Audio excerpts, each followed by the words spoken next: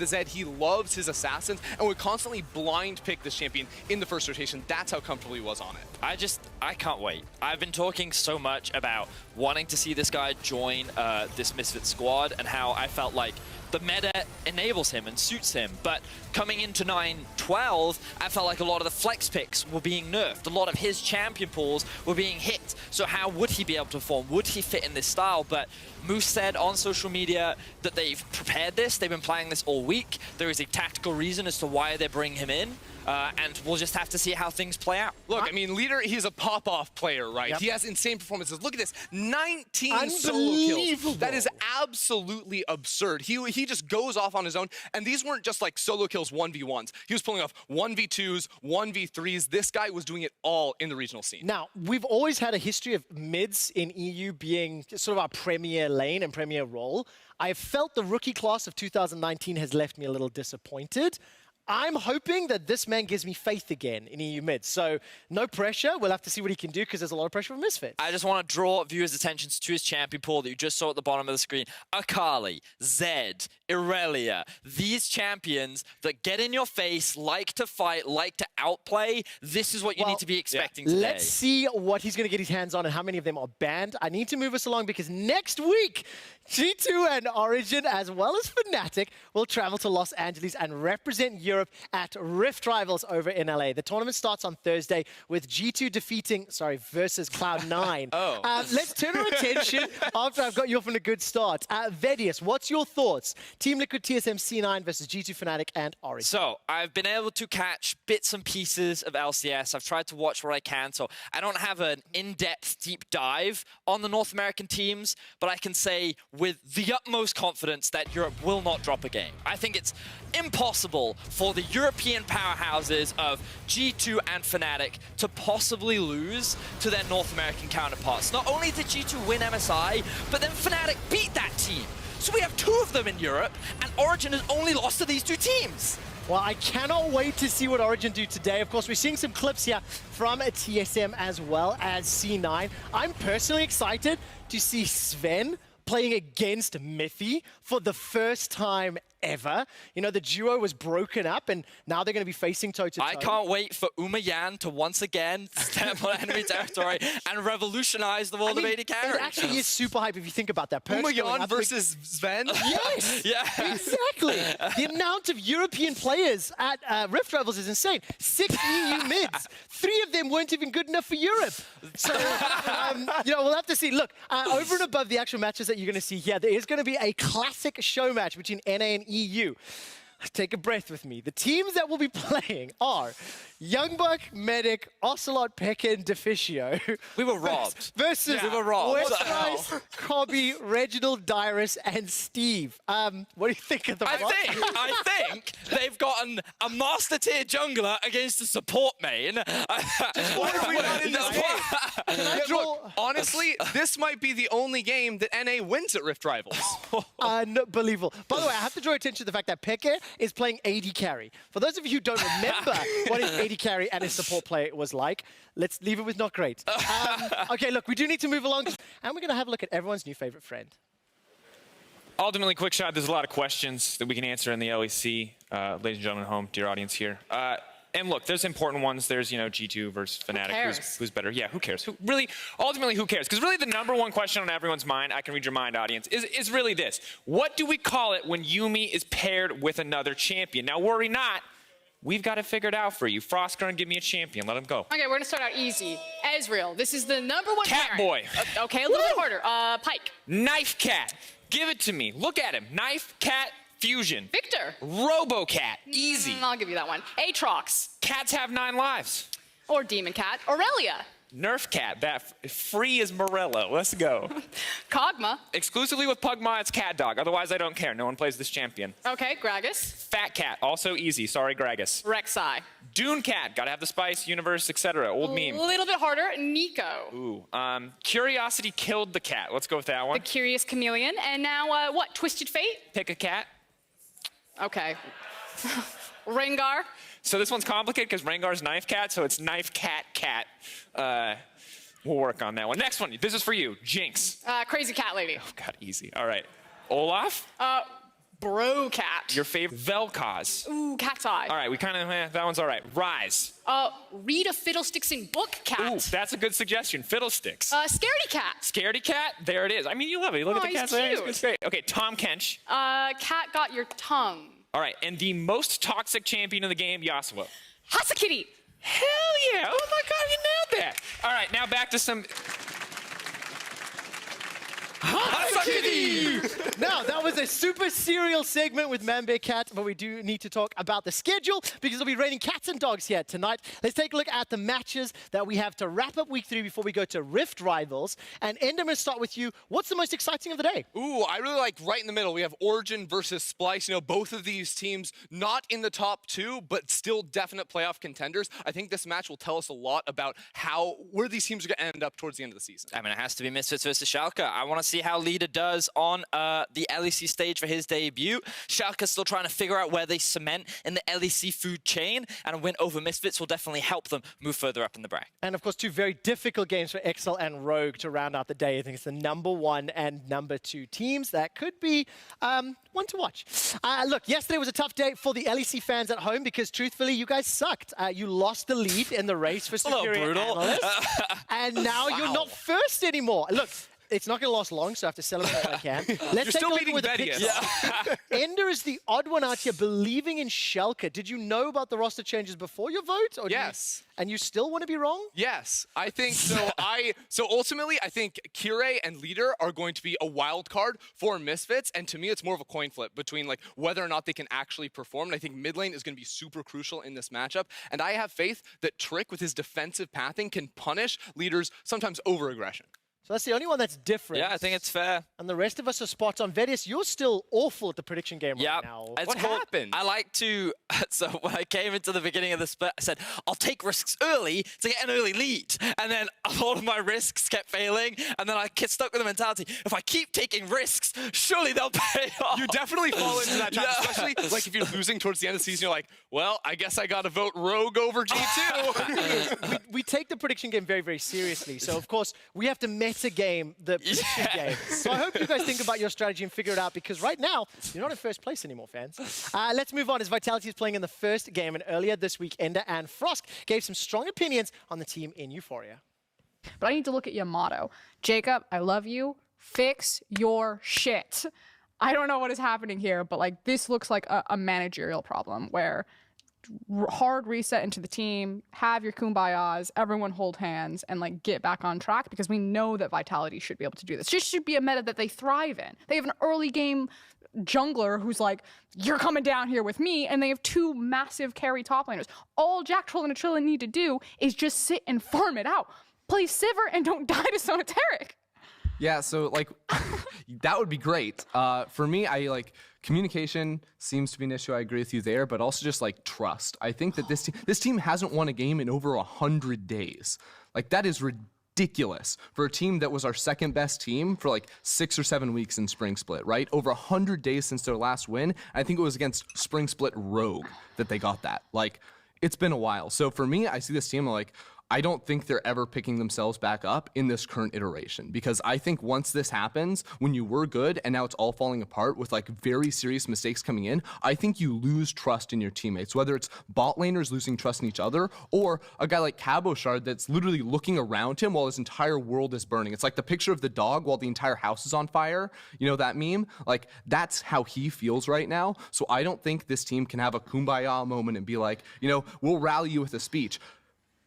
Yamato gives a whole lot of speeches to this team. They don't seem to be fixing anything. So until you make a roster change, this is how I feel, until you make a roster change and then can pick up a win, you don't have trust anymore.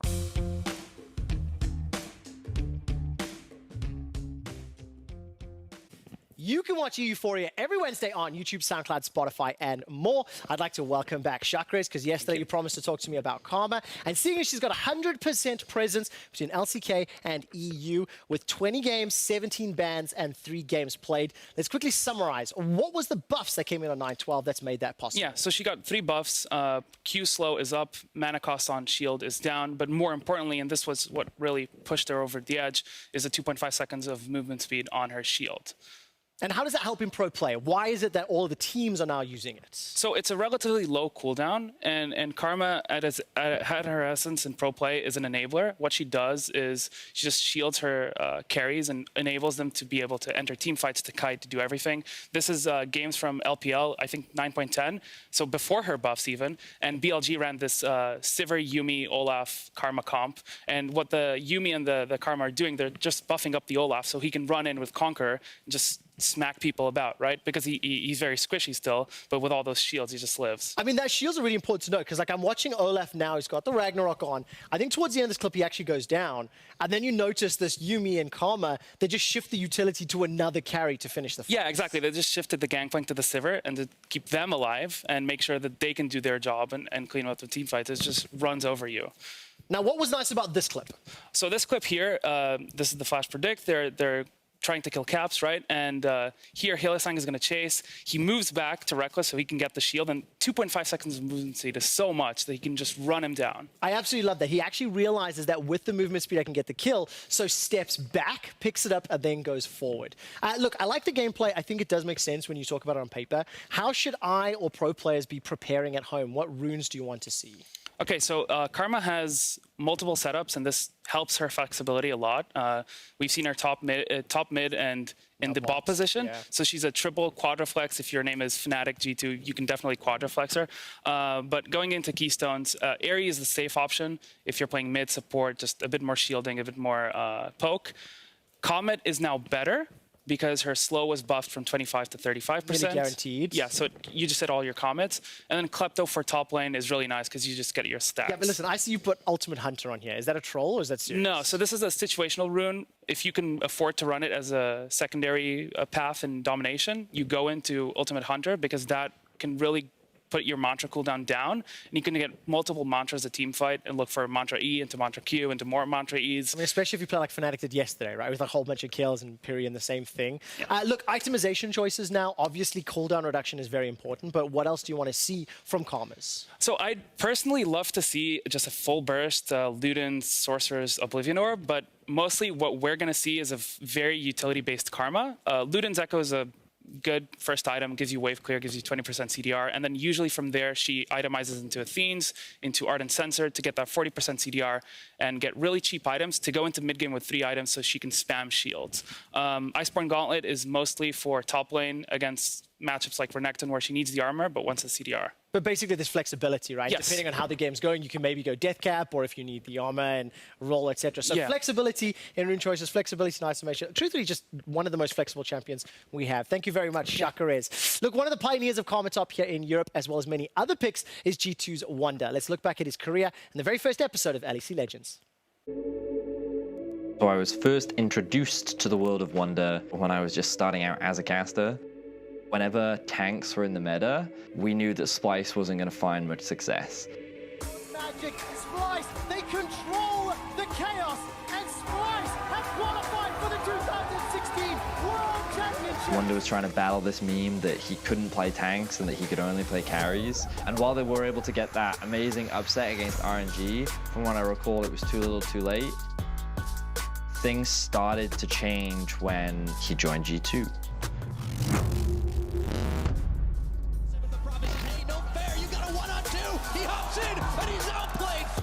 While again, Wonder was kind of drawing attention in the sense that he had these awesome outplays and he would have these really cool carry moments. You kidding me? They are diving for the triple kill. Here comes Wonder. He just blows up, upset. The moment where Wonder drew attention to everyone was Worlds 2018. Wants to pull him back. He's gonna get the fear off. Oh my God! And this is why he's considered one of the best top laners in Europe. Progressively, the team gets better, and Wonder only seems to get better. And it stops becoming about can Perks carry, and it starts becoming about, oh, how well can Wonder carry? He's made it back into the base, but Wonder flashes to the side. He'll be controlled, but never killed. And G2 finds their win. for G2 Esports, the team that failed in the finals of spring. They failed in the playoffs of summer. They only just barely made it through Gauntlet. Now RNG, and they're gonna make their way to the semi-finals! The G2 dynasty will be defined by taking down RNG. They already got the pick. Clean house. The moment that Wonder became a legend was actually the moment that he lost to the Shy. Him and G2 were thrown into the fire, and they kind of came out reforged as something stronger. So coming into 2019, he was like a different, revitalized player.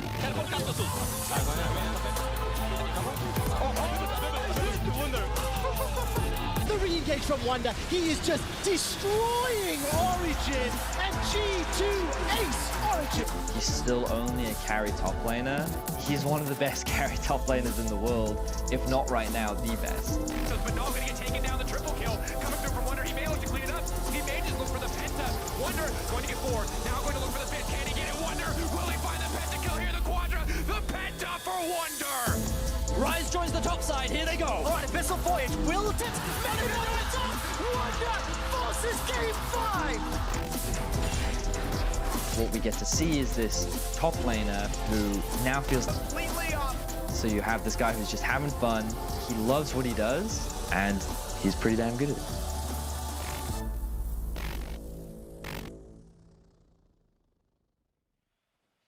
I absolutely could not take my eyes off that clip. Watching not only G2's success at MSI again, but in particular, Wonder's development and growth. Vedia said the line, he's only a carry player, but god damn it is evolved. And it's just a whole new world. Yeah, and I can't wait to see the rematch between G2 and IG, because I think that until he takes down the Shy, he's never going to consider himself the best, and we're just ultimately building that up. So I hope we get to see it one day. I hope he ultimately gets his revenge, but there's still a long road left to go. Yeah, there absolutely is. Thank you so much for that one. LEC Legends with Wonder. You can check that out on YouTube as well. It is time to move on to our first game of the day, as Vitality will be taking on SK Gaming. Both of these teams came off a win yesterday, so whoever wins today will get themselves that 2-0 week. I want to start with Vitality because it was the biggest surprise for me. We've got some clips on how they took down XL yesterday, and it was happy, and it was good for me to see the first win. And while it was definitely a good win, while I think that we saw some crucial changes in particular in the jungle and some support bot lane picks, I do think that there's still a long way to go for this Vitality squad. Yeah, I think the way that Mowgli worked alongside Jackal was really impressive. Whether it was the early game ganks, then using the Tahm Kench ult to go around the map and extend their advantages, I actually think that pick of the Tahm Kench is going to be crucial for Vitality. A team that likes to play through their solo lanes, it allows them to unlock the whole map. I mean, Jackal is synonymous with Tahm Kench, has been playing exceptional in that for a long time, both on and off the Rift. And when we talk about Vitality, this is a momentum-based team, right? They have spurts of winning everything, they have spurts of losing everything. Ender, with a change of morale, with a win under their belt, could this be the fire that starts a winning streak? Look, maybe, but ultimately a win against Excel for Vitality is a hollow victory. Yes, you'll take every win you can get. If you lose that game, this team will never come back, but now they need to build on that success. Now, their opponents today, definitely a much tougher beast. SK Gaming yesterday, they took down Misfits in a very clean win. They've played with some new players.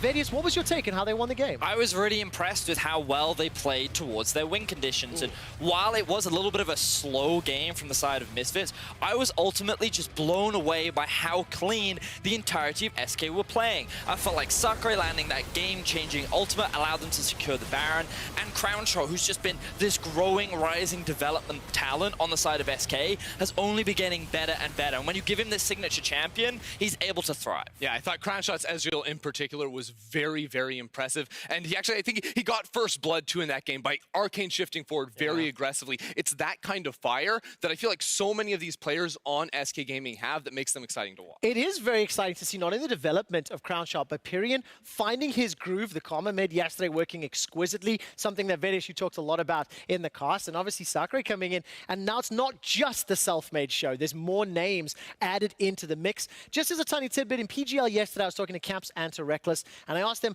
a horrible question at week 3. I said, who's going to make playoffs? And they both said SK would be one of those teams. Didn't say Vitality, so we'll have to see how that's going to play out. A bit of it is likely due to recency bias, but also you look at how SK have grown in only the last few weeks, and you can be optimistic because I feel like there's a lot of room for this team to continue growing. And in particular, this top laner for me is really standing out. His awareness as such a young player to the LEC stage impresses me a lot. And I think that Sakurai has the ability and potential to be one of the top talents in Europe. And I just hope that we see continued growth from this team because I think that the longer the split goes on, this team is only going to get better. Yeah, I absolutely agree with Sakurai because even from watching him at EU Masters, I knew this guy was talented. I wanted to see him on the LEC stage because he plays such a lane-dominant fashion. With his ranged top laners, he is so mechanically gifted that he beats nearly anyone he faces. While he looked fantastic yesterday, he's coming up a very difficult task in Cabo Shard today, but the team as a whole of SK are likely stronger than Vitality. Sakurai's having that good first split. Let's see what he had to say with Law earlier today. Thank you very much, guys. Laure here, and joining me today is Sakurai. Thank you very much for joining me ahead of your game. Thank you for having me. You've been within the team for a few weeks now, and it's been clicking so well, but I want to have your point of view on you don't seem to agree. Tell me about this. I mean, I wouldn't say like clicked super well, but slowly but surely, I would say. So how do you feel in the team right now? I feel like I'm slowly getting integrated and comfortable, but I'm still taking my time. Like, it's no rush. I mean, you even had Reckless and Caps yesterday saying that SK Gaming will surely make playoffs. What is your take on that? I mean, my expectation as well is to make playoffs at least, but obviously I think the whole team is looking to aim higher. Awesome. Obviously. Really nice to hear. About the game yesterday, you got MVP, and I saw that one of your teammates, Crown Shot, was complaining about that on Twitter, so I hope you bragged about this. I mean, not really, but I mean, we just had a nice laugh about it, just because I had one good play, so I guess I got MVP. But yeah. Yeah, made him jealous for sure. Now, I mean, he will get his MVPs eventually, maybe even today. So. Maybe today. I was about to ask you about this. Playing Vitality in a few minutes. What is your thoughts on the matchup? Thoughts? I mean, they look better, obviously coming in with the win over XL, right? But my expectation is they will play the similar style they showed like for the past 5 games or so. So I'm assuming I will play a more of a supportive role today and just let my team carry, most likely. Where do you need to strike to take down Vitality today? I mean, I guess my prediction would be aiming to get our bot lane ahead or just getting Pyrian ahead. Well, thank you very much for your insights and good luck on the game today. Now back to you guys. Thank you very much, Laura. I'm Dracos. This is Frost. We're not just cat enthusiasts, but we're also casters. As it turns out, we're here to bring you Vitality and SK Gaming. And I'm incredibly excited because SK Gaming keep getting better and better from my perspective. And Vitality finally won a game, so I'm allowed to expect things from them again. And I think that we could see a very explosive matchup. I think it's about rise for SK and recovery for Vitality. You really love your R's. You did this at MSI too. Love alliterations as well. No, I think it's fair to kind of set goalposts or expectations for both these teams. For SK, we heard it from other players, we heard it from the team themselves. They expect playoffs, and so you expect them to dismantle Vitality in their current form. For Vitality, we need to get back to 20. It's the real test for Vitality to wet their feet. All right, Vitality, first test after their match versus XL. On the blue side, SK, of course. In turn, on the red, Crown Shots Ezreal banned away. Huge sign of respect there. Now, the Nico taken off the board as well. Generally a strong pick, but also something SK Gaming have loved to prioritize. And so far, we are just going to for the throat for both these teams. A lot of focused bans. You know, Jack Troll's Tom Kench being respected and just denied right there. Attila not getting his hands onto the Draven. And I love the fact that we're also then rounding it out with Sejuani. But that leaves so many champions open, like the Aurelia, the Aatrox. But the thing is kind of checking in on these teams. They don't seem as eager as other teams in the LEC to take these power picks and to flex them between all of the roles. No, and it's an interesting situation to be in, of course. Can severely limit your options in draft. The Karma will now be the final ban. We've seen what she can do across the world. You heard it from Chakrez and Quickshot earlier in the day. The Aatrox will be picked up. Now, see if Jizuke can bust that one out on the opposite side. Aurelia is the debate. I feel like you gotta take it. You cannot afford to give it up there. Will it get locked in the end? It's just too terrifying when you give away both Aurelia and Aatrox and the ability to flex them again between the top and the mid position. grabbing the Yuumi without having Ezreal, it means that we are going to get a different combination. Sivir's the big one that sticks out to me. So is Attila and Jacktroll, are they going to prioritize taking the Sivir-Yuumi combination away or grabbing the Xayah Rakan that had... Engage follow-up options now paired with the Sivir as well. Sivir, not also I know one of your favorite bot lane pairings in recent solo queue weeks. But what is the Yuumi going to get paired with on the side of SK Gaming? What will CrownShot's next choice be? The Xayah, of course, available back in the day when he was first coming to the league. Those were the champions that he was known for. His 3-item carries like the Xayah, as well as his Ezreal. Xayah, I think this combination is Bird Cat. Bird Cat. Catbird. Catbird. Bird feeder. Depending on how well or poorly it goes. The combination is what's cool about Nautilus Sivir versus Yuumi Xayah is, of course, Nautilus can use his shield, can absorb a lot of that poke. In tandem with Sivir's spell shield, it's hard for Yuumi to make that damage stick. But as they start pushing forward, that's where CrownShot on the Xayah can actually be quite threatening. Her ability to create zone and to use the root, if you will, or I guess it's a snare, when she pulls her feathers back and really punish Nautilus and Sivir if they do decide to be aggressive and be super forward in that lane.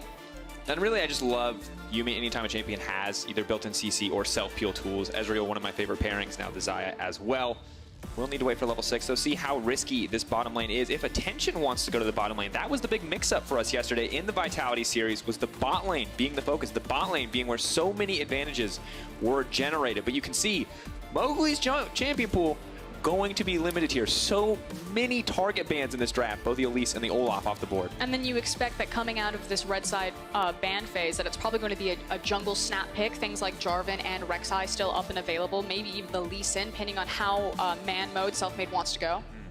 Absolutely, and Selfmade, of course, notoriously dominant if he is able to find early leads, so Lee Sin would not surprise me. Anyone else may not see it, but the Skarner is what he played yesterday, so the Skarner is what's going to get banned. Gragas, a champion that's been getting picked a lot recently, and there is now a duo that may appear in this draft that I'll hold my horses, but you know what I'm talking about, Frost. You're talking about that Yasuo. I'm talking about the Yasuo Gragas, the rumored terrifying duo. Would be incredibly AD heavy, however, so may not see it here.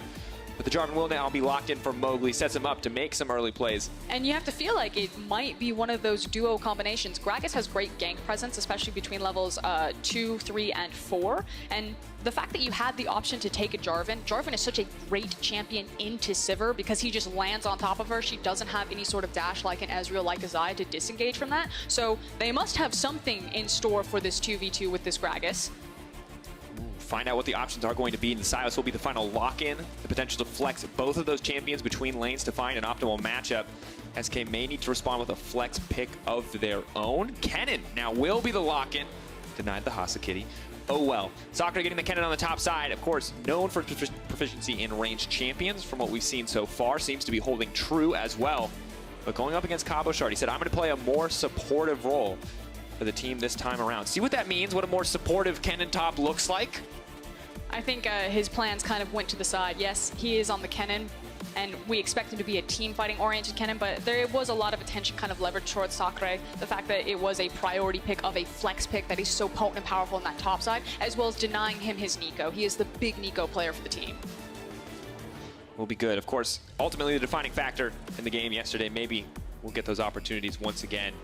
And I love both these compositions for Oscar for a number of reasons. But my favorite thing in the game League of Legends is hard CC. The one thing you cannot buy in the shop, and it always leads to explosive games when teams are willing to take those risks. And here in the LEC, teams are always willing to take those risks, go toe-to-toe, fight for what they think is theirs. See, crowd ready. Berlin hyped, I'm hyped. And we're going to decide who is actually going to be in the conversation for playoffs right now. It's still only week 3. There is a long ways out, but SK Vitality, who is actually on the rise, who is actually middle of the pack in the LEC? Time to find out. As you said, rise and recover. 2 different stories for these teams. Who will make playoffs? Who will get something done in this matchup?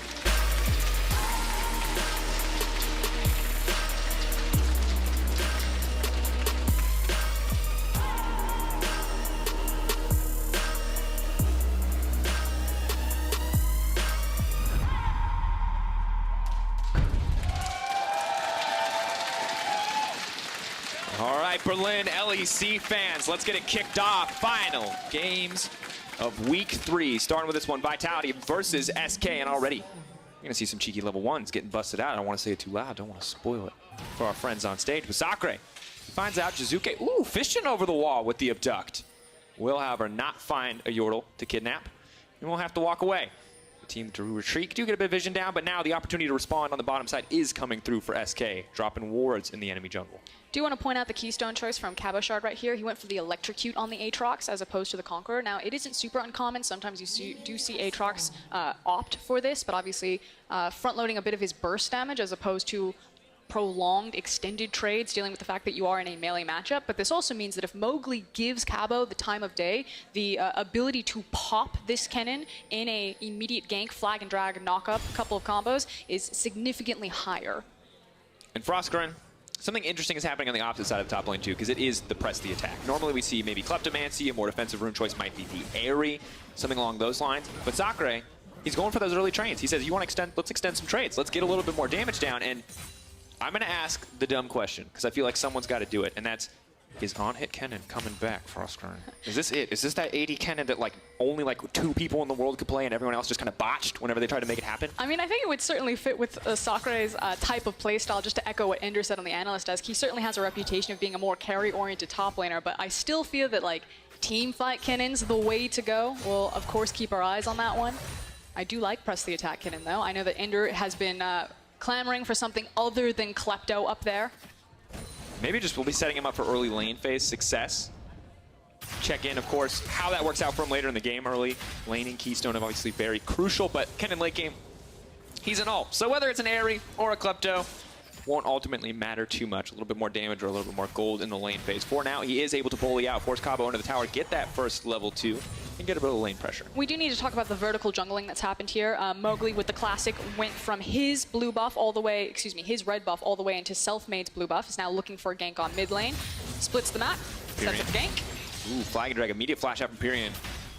Mowgli not going to even try to use the flash to extend there, knows that he will not go into the tower. But the unfortunate thing for Selfmade is that because Jizuke actually has priority in the mid lane, and then they also have this great ward that has spotted out Selfmade and set up a potential counter gank, he's probably going to get 3-buffed if this doesn't work out. Stepping forward, Mowgli is here, the double buffs are there, but instantly the burst is coming out, Jizuke just dies! Mowgli! They thought, oh, you're not stuck in here with me, folks. Oh, man. And, and he dances on him! Spoiler alert, it worked out for him. Now, Selfmade is walking down to his bottom side. Oh no, don't TP! Oh, what? Is he, what? Yo, that, now, I'm gonna be honest. I feel like Vitality had the right idea here, but SK just kind of... I mean, you say that, but this was SK's plan from the very beginning. Again, they had the option that they could have taken the Jarvan. Jarvan works great against Vitality's composition because it has a Sivir, but they picked the Gragas, knowing that Gragas is so obnoxious when he ganks on the 2v2 mid-jungle matchups. Gragas Aurelia is so potent and powerful, you never win that skirmish. Special and double melee. We do see Crown Shot take the bad end of a trade. We'll pull the feathers back and bounce it out at least a little bit. Selfmade here as well. Body slam in, but no flash this time. And Frostgren, you say that, and I respect the SK draft, but they had perfect information on Vitality's side, and they went in anyway. Late to the play. Now, however, on the bottom side, things are getting a little bit rougher for Crown Shot and Dreams. Attila and Jacktroll piloting the spot lane quite well, not falling behind in the early game whatsoever, and Selfmade suddenly a lot more confident in this jungle. Should be noted, though, that Mowgli did get the 3-buff off, taking both blue buffs as well as his red. So it's a small win for Mowgli, but it is one into his camp. But otherwise, Selfmade has been so aggressive, so much pressure exerted, especially over this mid lane. It feels like the game plan for SK is shut down Jizuke.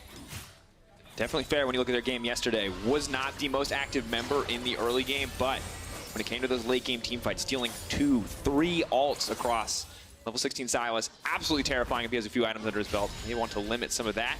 But of course, still only 5 minutes of the game, a 300, 400 gold lead. That's just the first blood, splitting up both of these teams. Yeah, very even across the board.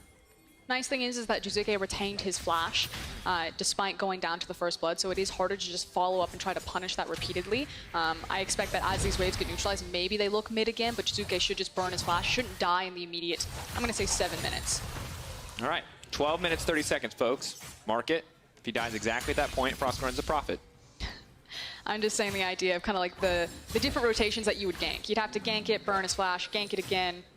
the time that you take to clear camps in between, that would be kind of the window that if he dies, probably around then. Yeah, makes sense. For now, has a bit of an XP advantage, however.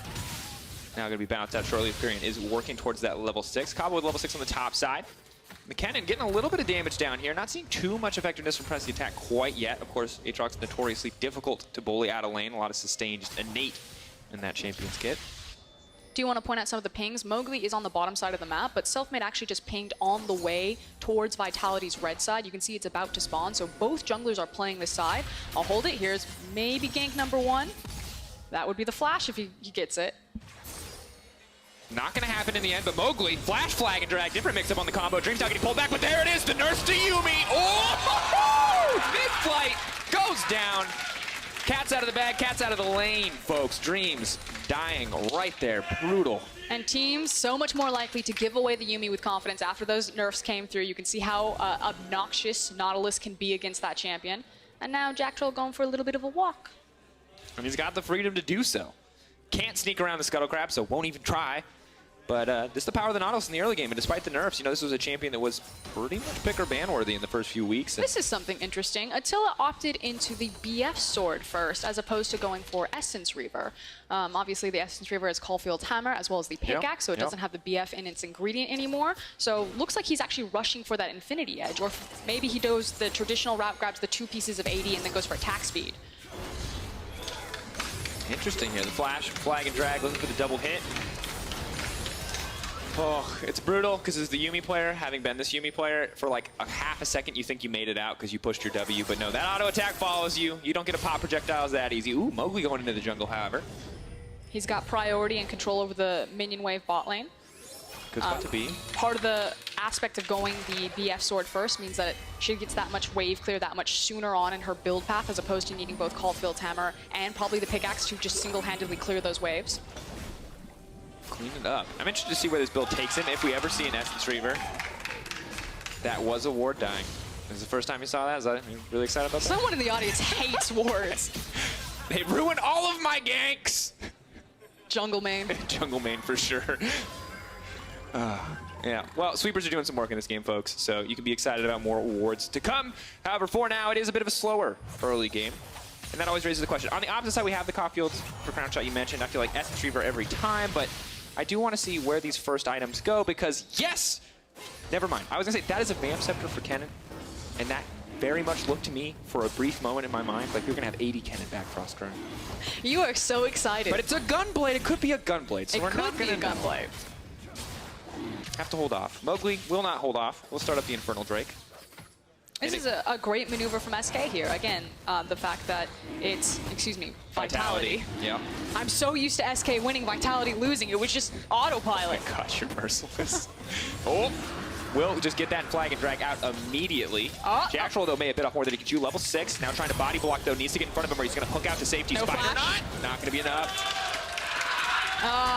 By the skin of his teeth, you can see his summoner spell, his flash, just about to come up right there. Honestly, though, when you look at both these compositions, I'm going to say Worth. Every single champion on this team, except for Nautilus, wants that Infernal Drake. So as long as they don't, you know, give up too much, they've only evened out the gold, so decent position overall. Maybe didn't need to give his life, but good that Mowgli got the Infernal. Yeah, and for all the attack that Selfmade made in kind of the early 5 minutes, it feels like it's really been him playing the back foot now. Vitality and Mowgli in particular, playing around the priority that his bot lane has given him, invading blue, getting information on Selfmade, using this information to find back timers to create a window to take an Infernal uncontested like that. Solid overall use of lane pressure. And I feel like just in general, since that one game yesterday, right? So recent, but Vitality does feel like they've been cleaning up a lot of their early game play, a lot more controlled, a lot less, you know, high risk, kind of low reward moment. 2 long swords and a BF sword. Hard clearing the wave. Did he just minion demat that? Man, that is commit. Attila is ready to clear some waves. I feel like Essence Reaver, though, is still with the cooldown reduction and the mana return. I mean, he's got the components for it. He can now pivot at this point in his build and still look for the Essence Reaver. I guess he just wanted us, you know, had enough money for BF Sword. Why not buy it, right? Give you a hugely strong early back. See if it pays off for him. Of course, you can see a more back foot approach here from Crouch on the opposite side.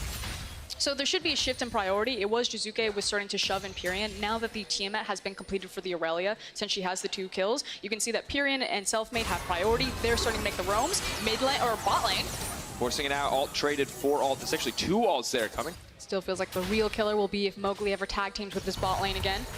We found the opportunity. Sakurai locked up. Oh, we talked about this bot lane potentially being a weak point. Sakurai's had some monster performances thus far, but Cabochard, when he's on point, is terrifying. CS nearly even in this lane. Cannon will not be taken out, but getting the ult uncontested here, basically for free. Cabo is going to step forward. Does he think he's in the bush? Close situation there, but will maybe be able to walk it off. Sakurai with the TP. I feel like Mowgli's just fishing around on the top side, but here comes the Predator into the mid lane. Selfmade will not find anything, but I love that both teams are fishing for these opportunities. But it feels like Vitality still have so much tempo advantage right now. Multiple of their lanes are just kind of organically winning. Top lane dive. Aatrox ult now coming out, the TP coming in as well. So if he gets the kill, he'll get the kill reset. And Mowgli needs to make it up to safety, dropping the aggro period, flashing forward. He's going to get 1. Now looking to turn on the Cabochard, but so much healing comes in from this Aatrox. You have to be careful. The TP now responded with, coming back through. Cabo going to back off here, seeing the ult is falling off. Jizuke is there with the stolen Gragas ult. Self-made, potentially on the way up. The play will stop in its tracks. In the end, just going to be the 1-for-1. Sakurai still very heavily punished, however, because that is a big wave, as well as the turret plates now going into Cabo's hands. You can see that the matchup is starting to get a bit perilous for Kennen here. Coming through, and Vitality once again making a clean play on the top side, not punished for it, not overextending like we saw in those early Elise games from Mowgli. Of course, the TP is spent by Pyrian to make sure they can make it a 1-for-1, but in the end, it does still feel like Vitality came out on top. That, of course, may change here. But now with Pyrian caught out as well. Looks like come through. Self-made here too. Could look for the disengage. The stolen ulti already used. Pyrian now moving forward. That's a lot of damage from the Azir. Pyrian desperately wants his kill. Cabo is just going to look to take him down. Pyrian's still alive. The shutdown is there. Self-made running for the hills. And Attila will TP in just in time to take that one away. Just absolutely destroyed by Vitality up there in the top lane. And now they also get access because they were first on the rotation to also swap their bot lane to the top side. It felt like after the Infernal Drake went down that SK should have pulled the trigger much faster on swapping their bot side up into the top side of the map. They're behind the play here, and it's punishing them. And honestly, in that single game, it now feels like Vitality are back on course, that this is the team that we saw when they were winning games, dominant, aggressive early games, making these crazy plays, committing all of their resources. When they go in, they go all in, and we can see it one more time here. Some of the surprise burst damage as we start from the very top of this play. The initial dive, it's going to be multiple teleports that come in as Pyrian picks up 1-for-1 trade, but again, Sakurai loses so much. Ooh. And when you look at the back and forth exchange here, they pull back, they look for it. I wonder if we'll get the full replay. Yeah, you can see the transition out here. But the damage here on 8, they try to interrupt, but you can't interrupt the third Q. The Darkened Blade on the Aatrox, there's just so much damage. And of course, for Attila, who TP's in, once he has that, he's just going to walk him down. Easy kill pickups, and now pretty sizable gold advantage. We went from a dead even game just 3 minutes ago to now a 3K gold lead in favor of Vitality 14 minutes in. And as 14 minutes ticks over, we've now dropped the plates. I believe that the Rift Herald, while we were in that replay, went down and chunked out huge plates on this mid lane tower. Thank you, observers, for showcasing that. So Vitality really are finding their snowball in this. You can see the completed Infinity Edge now looking for the Essence Reaver of Sivir. Cabo pushing down 2 towers now. Breaking this one down, extending the gold lead to 4K. But knows he's caught between a rock and a hard place for this case. The Fat Cat coming through, see what he can get done. Cabochard now set to fall, does not have the luxury of the free reset and will be shut down. But meanwhile, in the mid lane, Vitality breaking a tower in response. They expend so much to pick him up.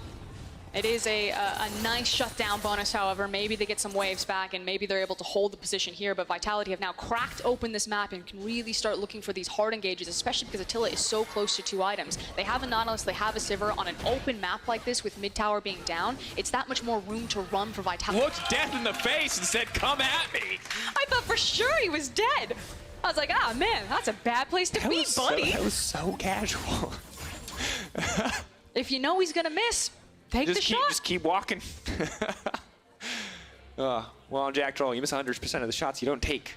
You're embarrassed for the ones that you miss, though, for sure. 10 plates taken, though. You can see 1440 gold earned. 1 plate taken, 0 gold earned. Massive difference here in the relative early games. 4K lead for Vitality. I don't think what we were expecting whatsoever coming in. You heard it from the desk. Vitality, not talked about at all in PGL. Not even on the radar. SK are the expected playoffs team, but Vitality changing the narrative here and now by just crushing in this early game. And it just looks so much cleaner. The communication, the synergy, all of the wheels for Vitality, specifically their bot lane. I know it's really easy to look at their scoreline, but they're playing the pressure correctly. They're not overextending when needed be. They're looking for their correct openings. This is a completely different Vitality, particularly from Jack Troll and Attila. Absolutely. They hate blue buffs. They hate wards. It's difficult. I think they cheered when the dragon went down. They just like action, you know what I mean? They don't discriminate. They're not worried about it. You want to kill a champion? Good on you. You want to kill a blue buff? We're about that. They're torn, you know? Fair. Understandable. Frostground, so AD Cannon is a thing. It's happening. It's not as exciting as I thought it would be, because usually, you know. You should be excited. You got your Blade of the Rune King. You got your Press the Attack. You got your on-hit Cannon. Yeah, but the thing is while I wanted to see on-hit Cannon, I want to see on-hit Cannon dominating, because when it falls behind, it's not very good. And now I'm wondering, and luckily I have an expert here to tell me, what do SK do in this situation? How do they come back? What is the actual avenue for them to come back in this game, given that every one of their lanes are actually behind individually? Well, it looks like Fat Cat is setting up a gank here, and I think that's what SK need to do. They need to slow down the game, funnel the gold into the appropriate resources, particularly the Irelia and the Xayah. Sorry, Kennen. I don't think it really matters for you at this point. Maybe it gets a little bit better. Spoiler, it doesn't. Nope. One little Yordle on the bottom side. Of course, AP Kennen has the threat of the ult there. AD Cannon, the ult is not nearly as threatening, but still not going to see the dive come out. Not perfect information here for the side of Vitality, but I like that Dreams has given up on pairing with his AD carry up until this exact moment. Ooh, Jizuke. I think it's the right course to do for Yuumi. I feel like so many Yuumi players in the... Oh, they're going to do their own thing. They're going to learn their own lessons. Oh, Jizuke going forward, but Selfmade is here. The instantaneous flash out. I like the aggressive play, but not going to get much there. Now 18 minutes, Mowgli going over the wall. Sakura is going to be in trouble, flashing back. Ultimate, of course, still up and available, and Vitality going to break this bottom lane tier 2. They saw the resources committed top to stop Jizuke. They knew they could go in. From bad to worse here for SK Gaming. They're just never on the wrong right side of the map. The plays that they are committing to, it's not sticking for them onto the scoreboard. They expend so many resources, it maybe equates to a flash burn. But meanwhile, Vitality are taking down actual tangible structures, getting more gold in the bank. It's a game of just continuous incremental advantages. It feels like, yeah, SK are always trading something, but it's just never as good. And now we're at a point where massive lead. If we were 25 minutes of the game, I'd say surefire Baron for Vitality, but we're only 19 minutes in. I mean, that feels like the game plan right there. The fact that Attila just walked over to the Baron pit and just dropped down the control ward, he makes it very clear. X marks the spot. This is mine. This is where we're going to go. Jizuke will clear out a little bit of the vision as well. And just across the board, Vitality in an excellent situation at the moment. You have Death Dance, first item for Cabo, on the way to the Black Cleaver. A lot of CDR there, 30%. Very early into the game, as well as second item coming in for Attila. He got so much of that tower gold, and now that flat damage is just, it's going to rip through the backline. And maybe you go back to the drawing board and you say, did we take a risk leaving open the Aatrox? Yeah, it has been nerfed on 9-12, and it feels real bad right now that they got the last pick, they picked this matchup, they thought it was going to work for them, and Cabo has been unleashed on them in one of these side lanes. And for Sakura at this point, just picking up farm where he can. Not sure what to expect from him in terms of actual impact at this stage of the game. AP Cannon, you can always rely on that ult, but AD Cannon, we'll see. Healing reduction maybe will help him out in the 1v1 matchup, but team fights outside of that Cannon ulti surely in favor of the Aatrox. Boomerang play, taking a decent chunk out of Selfmade's health bar. He will heal right back up, though. It's just so much easier for team fights to be executed by Vitality at this point of the game because you're not dealing with an AP Kennen. Kennen's going to need a lot more room to run to start cycling through these auto attacks.